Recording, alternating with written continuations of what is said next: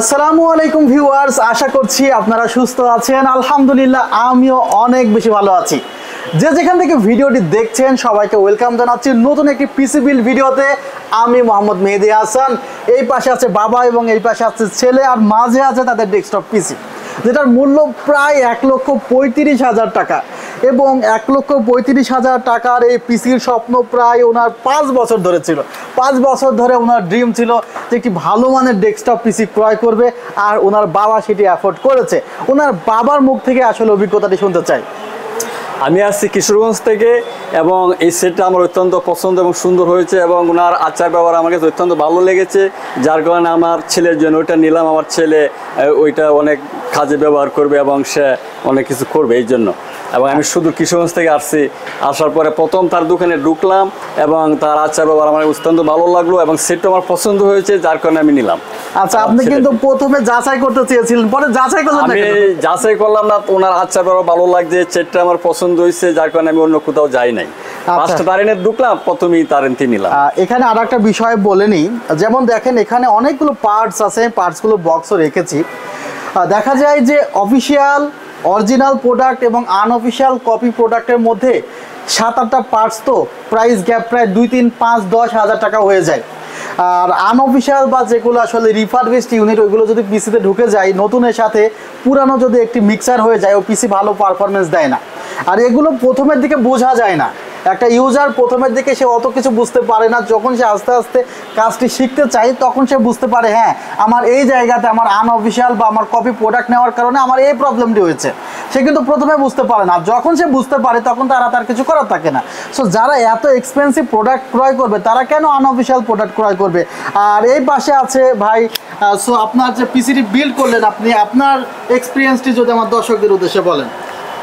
PC build করছি আমি ম্যানেজমেন্টের স্টুডেন্ট হিসেবে, যে কাজ করে তাহলে ওইভাবেই চাইতেছি কাজ করার জন্য, ফিউচার যাতে কোনো জায়গায় নাইটকে যায়, এই জন্য এইভাবেই বিল্ড করছি। অফিসিয়াল নিলাম। আর আরেকটা কথা, প্রথম ওনার ভিডিও দেখে প্রাইসটা একটু কম ছিল, কিন্তু আপডেট হয়ে গেছে প্রাইসটা। হ্যাঁ, প্রাইস অনেক সময় আপডেট হয়ে যায়, দেখে আসতে পারবে না। আচ্ছা ঠিক আছে, দর্শকদের উদ্দেশ্যে যে কনফিগারেশনটি ছিল, আমি কনফিগারেশনটি উনি যেটা বলতে চেয়েছে যে আসলে প্রসেসরের প্রাইসটি আপডেট হয়ে গেছে। প্রসেসরের প্রাইসগুলো আসলে প্রতিদিনই প্রায় ওঠানামা করে। যারা ঢাকার বাইরে থেকে আসতেছেন তারা একটু প্রাইসটি কনফার্ম করে আসবেন, বা ভাই আমার এই কনফিগারটি এখন আছে কিনা একটু জিজ্ঞাসা করে আসবেন। যেমন আজকের যে কনফিগারটি দিয়ে পিসি বিল্ড করছি প্রায় 1,37,000 টাকা, আপনি হয়তো বা 1 সপ্তাহ বা 2 সপ্তাহ পরে নক দিলেন, বাট প্রাইসটি আরও 2,000 টাকা বেড়ে যেতেই পারে, আবার কমেও যেতে পারে। সো সেক্ষেত্রে আপনি নক দিয়ে থাকলে আপনার টাকাটা আপনি ঠিকভাবে ম্যানেজমেন্ট করে আনতে পারবেন। আর ওনাদের পিসির যেই বিষয়গুলো ছিল আমি একটু খুলে বলি। টোটাল পিসিতে 1,35,000 টাকা উনি ইনভেস্ট করেছে। এটা একটি লং টাইমের জন্য ইনভেস্ট করেছে, নেক্সট ইয়ার ইনভেস্ট করতে উনি চায় না। একবারে ইনভেস্ট করেছে যেন প্রত্যেকটি প্রোডাক্ট উনি A to Z এই কনফিগারেশনের সাথে ম্যাচিং পায়। প্রথমে যে প্রসেসরটি নিয়ে কথা বলতে চাই, Ryzen 7-এর 7700 প্রসেসর রাখা হয়েছে। যদিও এই প্রসেসরের সাথে বিল্ট ইন গ্রাফিক্স কার্ড আছে, তারপরেও কিন্তু এক্সট্রা গ্রাফিক্স নেওয়া হয়েছে। আর এই প্রসেসরটি যদি আপনারা ক্যাশ মেমোরি দেখেন, 40 ক্যাশ মেমোরি প্রসেসরটির। এছাড়া 8 কোর 16 থ্রেড আছে এবং 5.4G পর্যন্ত গ্রাফিক্স, 5.4G পর্যন্ত কিন্তু ওনার স্পিড আছে, অর্থাৎ 5.4 GHz পর্যন্ত উনি স্পিড পাবে প্রসেসরটি দিয়ে। সো গ্রাফিক্সের কাজ বা এই রিলেটেড যে কাজগুলো আছে বা গেমিং করার ক্ষেত্রে অনেক ভালো কাজ করতে পারবে। আর এই পিসির আগেও আমি আরেকটি এক্সপিরিয়েন্স শেয়ার করি। আমার কাছে এক ভদ্রলোক এসেছিল এবং সে একটা গেমসের লিস্ট নিয়ে এসেছে, প্রায় সেখানে 10 থেকে 12টি গেমসের লিস্ট। ওনার কথা ছিল আর কি, সেই সেটআপটা নিয়ে আমার ভিডিও করা হয়নি। তার কথা ছিল যে ভাই আসলে আমার এই গেমসগুলো চলতে হবে, আমার বাচ্চাকে আমি পিসিটি দিচ্ছি, কোনো গেমস না চলা যাবে না। তো ওই গেমস আমি যে অ্যানালাইসিস করে দেখেছিলাম যে কিছু গেমস আছে যেগুলো 10, 15, 20 হাজার টাকার পিসিতে চলে, কিছু গেমস আছে যেগুলো 50, 60 হাজার টাকার পিসিতে চলে, কিছু গেমস আছে যেগুলো 1 লক্ষ টাকার পিসিতে চলে, আবার কিছু গেমস আছে যেগুলো কিন্তু দেখা যায় 1.5-2 লক্ষ টাকার পিসিতে চলে।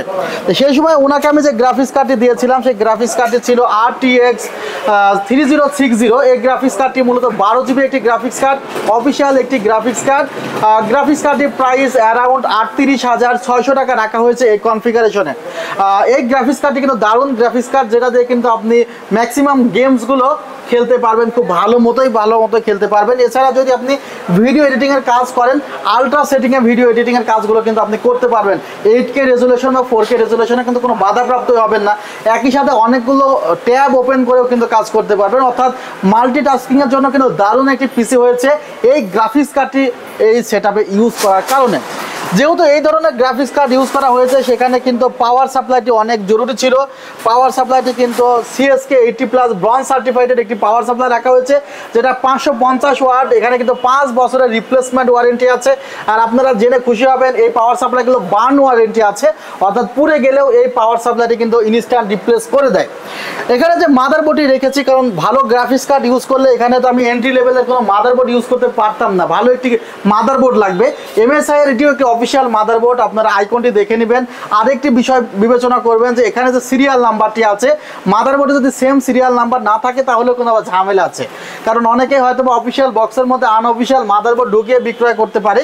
সো MSI Pro B650MP দারুণ একটি মাদারবোর্ড, অ্যারাউন্ড 15,000 টাকার আশেপাশে দারুণ একটি মাদারবোর্ড এটি। আর এখানে কিন্তু Gen 4 NVMe লাগানো হয়েছে টিমের MP44L, যে NVMeটি প্রাইস অ্যারাউন্ড 6,500 সামথিং, বাট কনফিগারেশনে ডিসকাউন্ট রাখা হয়েছে। র্যামের কথা যদি একটু বলি, আপনারা দেখতে পারেন দারুণ একটি র্যাম রাখা হয়েছে, গিগাবাইট ব্র্যান্ডের অরাসের একটি দারুণ র্যাম। এখানেও কিন্তু সেম বিষয়, এতে একটি গিগাবাইটের অরিজিনাল স্টিকার এবং এখানে কিন্তু দেখা যাচ্ছে একটি স্মার্টের স্টিকার দেওয়া আছে। আবার এখানে কিন্তু এই কিটে যে দুইটা র্যাম দেওয়া আছে, দুটা র্যামের কিন্তু সিরিয়াল দেওয়া আছে। সো এগুলো আসলে দেখে শুনে ক্রয় করতে হয়, আর অরিজিনাল র্যামগুলো ক্রয় করলে পারফরমেন্স অনেক ভালো পাওয়া যায়। 6000 মেগাহার্টজের RAM, product lifetime replacement warranty আছে। যদিও এটি হলো 1632 জিবির একটি কিট, এখানে 16 জিবি র্যাম নিয়েছে। ভিউয়ার্স, NVMe যেটি রাখা হয়েছে M44L, এটি কিন্তু Gen 4 এর একটি এটি কিন্তু Gen 4 এর একটি NVMe। সো আপনারা Gen 4 যদি নেন, আপনার পিসির সাথে ভালো পারফরমেন্স পাবেন, যদি আপনার প্রসেসর Gen 4 সাপোর্ট করে, মাদারবোর্ড Gen 4 সাপোর্ট করে।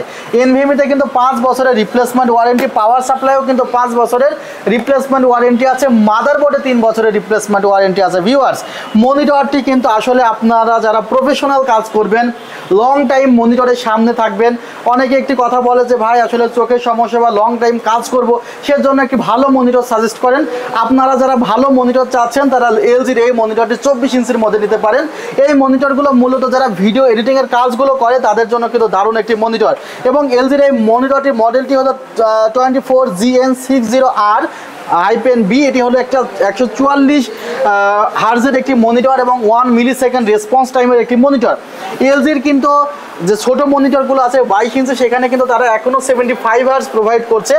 বা আপনারা জানেন যে LG কিন্তু নিজেই মনিটর বানায়, প্যানেলগুলো নিজেই বানায়, সো তাদের কোয়ালিটি কিন্তু অনেক হাই। এই মনিটরটিতে কিন্তু তারা ডিসপ্লে পোর্টও দিয়ে দিয়েছে। সো এখানে কিন্তু ডিসপ্লে পোর্টের মাধ্যমে আপনি কানেক্ট করতে পারবেন। ভিউয়ার্স, আমরা যদি এই গ্রাফিক্স কার্ড একটু আপনাদেরকে দেখাতাম, তাহলে গ্রাফিক্স কার্ডে কিন্তু 3টা ডিসপ্লে পোর্ট আছে এবং একটি HDMI আছে। সো উনি যদি মনে করে যে এই মনিটরের সাথে যে ডিসপ্লে পোর্টটি আছে সেটির সাথে কানেক্ট করবে, উনি সবচাইতে বেটার রেজুলেশন পাবে, অর্থাৎ ওনার 8K রেজুলেশনের ভিডিও এডিটিং করতে কোনো প্রবলেমই হবে না। সো এই মনিটরটি কিন্তু অনেকগুলো ফিচার্স সমৃদ্ধ। আপনারা চাইলে কিন্তু আমাদের ওয়েবসাইট ভিজিট করে এই মনিটরটি সম্পর্কে আরও বিস্তারিত জানতে পারেন। ভিউয়ার্স, এরপরে যে প্রোডাক্টটি নিয়ে কথা বলতে চাই সেটি হলো ক্যাসিং। ক্যাসিংটির পছন্দ কেমন হয়েছে এবং ক্যাসিংটি নিয়ে যদি কোনো কথা বলেন।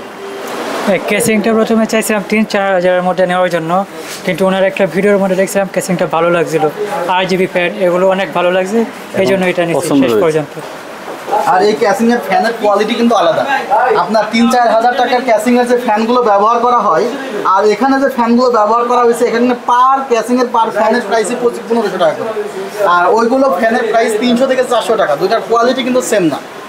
আর এই ধরনের ক্যাসিংগুলো দেখা যায় আপনার মাদারবোর্ড, গ্রাফিক্স কার্ড সব মিলিয়ে ভালো মতো সেট করা যায়। সেই কারণে কিন্তু ক্যাসিংটা আসলে অ্যাকুরিয়াম টাইপের ক্যাসিং, চমৎকার একটি ক্যাসিং। এবং টোটাল বিল্ডে কিন্তু একটি স্পিকার আছে এবং একটি মাল্টিপ্লাগও আছে। সো সেগুলো আমরা আপনাদেরকে একটু দেখে নিলাম যে স্পিকার এবং মাল্টিপ্লাগে এটা হানকির একটি মাল্টিপ্লাগ আছে, 3 বছরের রিপ্লেসমেন্ট ওয়ারেন্টি, আর স্পিকারে 1 বছরের রিপ্লেসমেন্ট ওয়ারেন্টি। বলে নিই, অনেক দামি পিসি হতে পারে, বাট সেই পিসিতে অবশ্যই ভালো মানের একটি মাল্টিপ্লাগ ব্যবহার করবেন, কারণ পাওয়ার কানেকশনটা যদি ঠিক না থাকে তাহলে আপনি কিন্তু সাফার হতে পারেন। আর ভিডিওটি আজকে আর দীর্ঘ করলাম না, ওনারা ঢাকার বাইরে যাবে, এখনও লাঞ্চ করে নাই। সো ওনাদেরকে ছেড়ে দিচ্ছি, আপনারা দোয়া করবেন ওনাদের জন্য যে উদ্দেশ্যে পিসিটি ক্রয় করেছে সেই উদ্দেশ্যের জন্য কাজগুলো করতে পারে। ভালো থাকবেন, সুস্থ থাকবেন, আল্লাহ হাফিজ, আসসালামু আলাইকুম রহমতুল্লাহ।